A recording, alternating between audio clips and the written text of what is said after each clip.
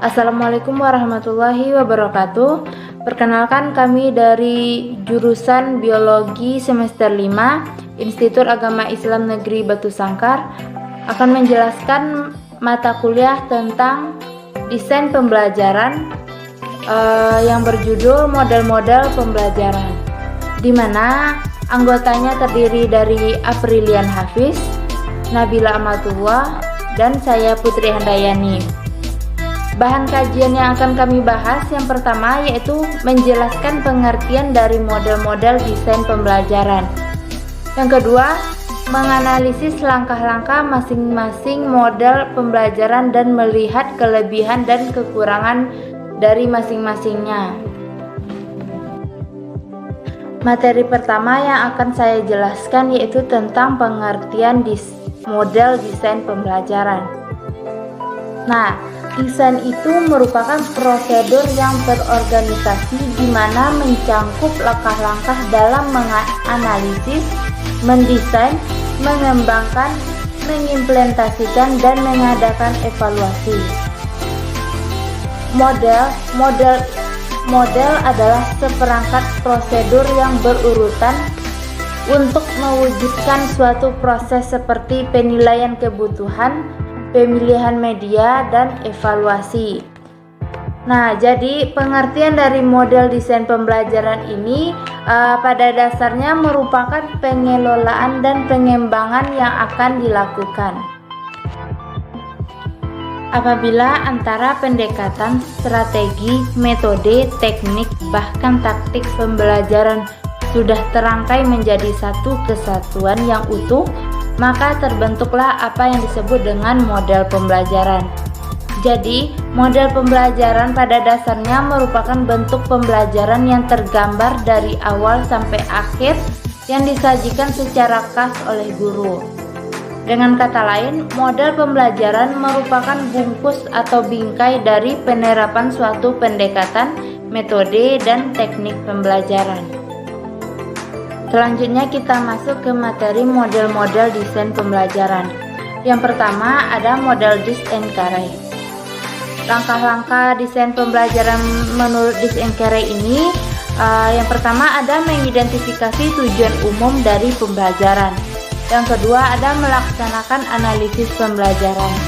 Yang ketiga mengidentifikasi tingkah laku, masukan, dan karakteristik siswa. Yang keempat ada merumuskan tujuan performansi. Yang kelima ada mengembangkan butir-butir tes acuan patokan. Yang keenam mengembangkan strategi pembelajaran. Yang ketujuh mengembangkan dan memilih materi pembelajaran. Yang kedelapan ada mendesain dan melaksanakan evaluasi formatif dan merevisi bahan pembelajaran. Yang kedua ada model-model Azure. Nah, jadi langkah-langkah penting yang perlu dilakukan dalam model desain pembelajaran Azure ini meliputi beberapa aktivitas, yaitu yang pertama melakukan analisis karakteristik siswa. Yang kedua menetapkan tujuan pembelajaran. Yang ketiga ada memilih media, metode pembelajaran, dan bahan ajar. Yang keempat ada memanfaatkan bahan ajar. Yang kelima, melibatkan siswa dalam kegiatan pembelajaran. Dan yang keenam, mengevaluasi dan merevisi program pembelajaran. Baiklah, saya akan melanjutkan materi selanjutnya yaitu model Smith dan Lagan, di mana langkah-langkah yang akan kita lakukan dalam penerapan model Smith dan Lagan ini yaitu yang pertama yaitu analisis lingkungan belajar, yang kedua analisis karakteristik siswa, yang ketiga analisis tugas belajar, yang keempat menulis butir tes, yang kelima menentukan strategi pembelajaran, yang keenam memproduksi program pembelajaran, yang ketujuh melaksanakan evaluasi formatif, dan yang kedelapan merevisi program pembelajaran. Selanjutnya yaitu model 4D, di mana model ini dikembangkan oleh Tiaga Rajan Samel pada tahun 1974. Model 4D ini terdiri dari 4 tahap pengembangan, yaitu define, design, develop, dan disseminate, atau diadaptasi menjadi model 4B yaitu pendefinisian, perancangan, pengembangan, dan penyebaran. Selanjutnya yaitu tahap pengembangan 4P tadi. Yang pertama yaitu ada tahap pendefinisian, di mana dalam tahap pendefinisian ini ada analisis ujung depan dan analisis tugas. Yang kedua ada tahap perencanaan. Di dalam tahap perencanaan ini langkahnya yaitu penyusunan tes acuan patokan. Yang kedua pemilihan media yang sesuai dengan tujuan untuk menyampaikan materi pembelajaran dan pemilihan format. Yang ketiga yaitu tahap pengembangan, dan yang keempat tahap pendiseminasian. Selanjutnya yaitu model ADI, di mana dalam model ADI ini terdapat dua langkah analisis yang terdiri dari dua tahap, yaitu analisis kinerja dan analisis kebutuhan. Di mana analisis kinerja dilakukan untuk mengetahui dan mengklarifikasi apakah masalah kinerja yang dihadapi memerlukan solusi berupa penyelenggaraan program pembelajaran atau perbaikan manajemen.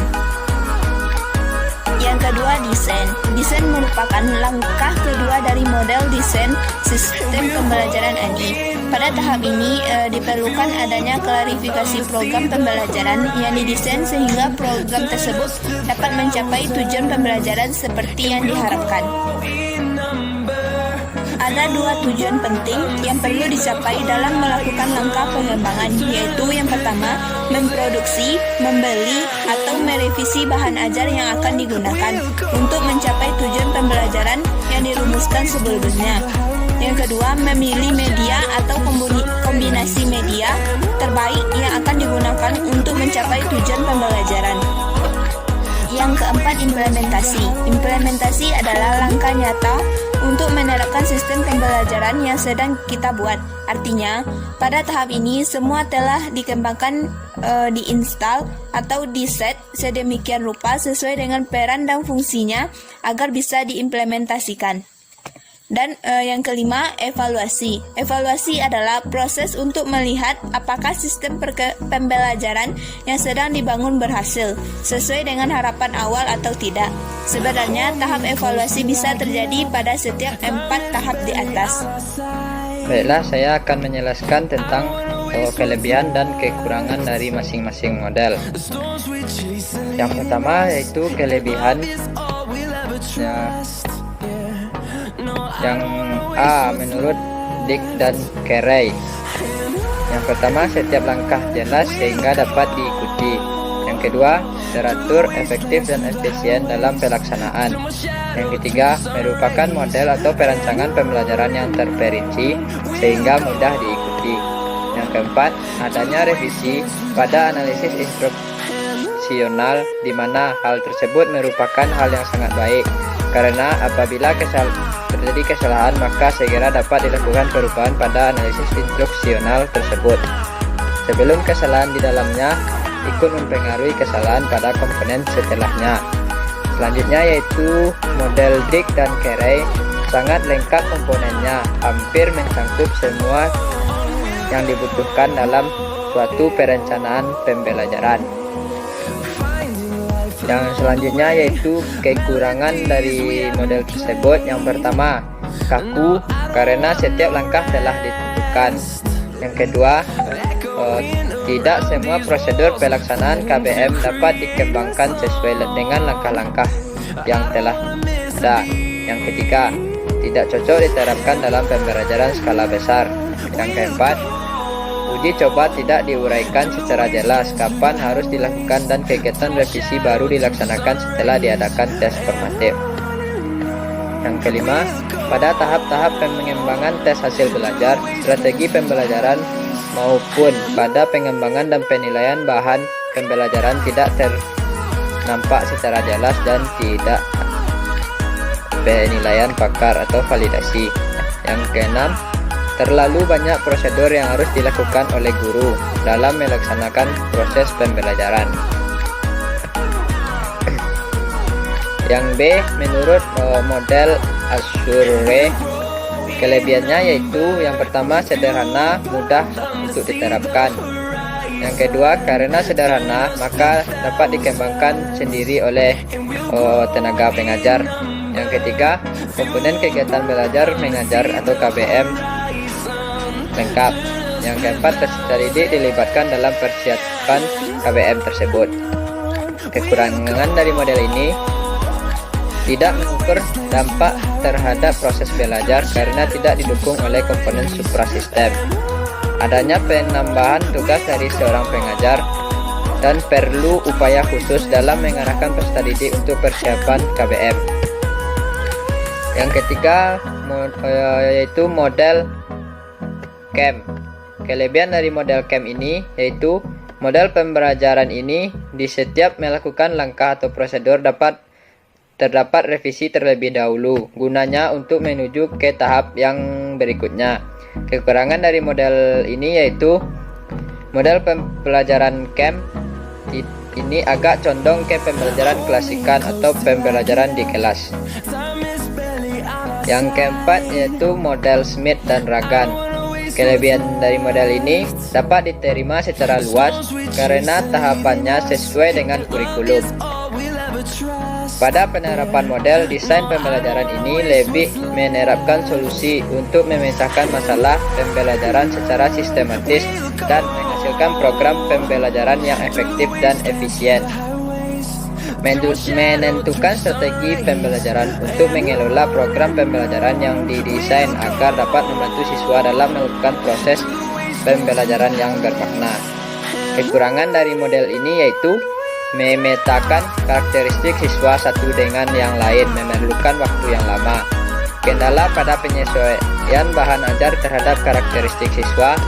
Guru yang kurang kompeten pada bahasan yang diajarkan ke siswa lebih kendala utama dari perjalanan model desain ini karena pada dasarnya model pembelajaran ini berpusat pada siswa. Yang selanjutnya yaitu model 4D. Kelebihannya yaitu A. Lebih tepat digunakan sebagai dasar untuk mengembangkan perangkat pembelajaran, bukan mengembangkan sistem pembelajaran. Yang B. Uraiannya tampak lebih lengkap dan sistematis. Yang C. Dalam pengembangannya melibatkan penilaian ahli, sehingga sebelum dilakukan uji coba di lapangan, perangkat pembelajaran telah dilakukan revisi berdasarkan penelitian, saran, dan masukan para ahli. Kekurangan dari model ini, tidak ada kejelasan mana yang harus didahulukan antara analisis konsep dan analisis tugas. Yang keenam, model EDI. Kelebihan dari model EDI ini yang pertama, model ini sederhana dan mudah dipelajari. Yang kedua, strukturnya yang sistematis. Kekurangannya yaitu model pembelajaran ini memerlukan tahap analisis waktu yang cukup lama. Sekian yang dapat saya sampaikan.